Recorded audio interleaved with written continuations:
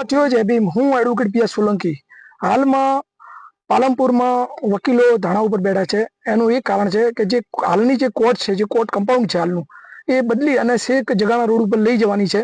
તો જે જગાણા રોડ ઉપર લઈ જશે તો પાલનપુરના અને જે બહારથી જે વકીલો આવશે ને ક્લાયન્ટો, અને જગાણા પછી હાઈવે ઉપર હોય તો વાતો લાગે, પાછું જગાણા અંદર રોડ ઉપરથી અંદર જશે એટલે તકલીફ થાય.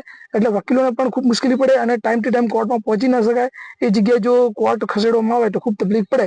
એના માટે થઈ અને વકીલો ધારણા ઉપર બેઠા છે અને વિરોધ ચાલુ છે. અને એ બાબતે કાલે એટલે કે 30 તારીખે ત્યાં ધારણા પ્રદર્શન અને રેલી છે. તો તમામ વકીલ મિત્રો જોડાઓ અને આપણે ન્યાય માટે લડીએ. અને અસીલો પણ જોડાવવું જોઈએ અને સત્ય હકીકત માટે લડવાનું છે. કંઈ આપણે ખોટું કરવાનું નથી.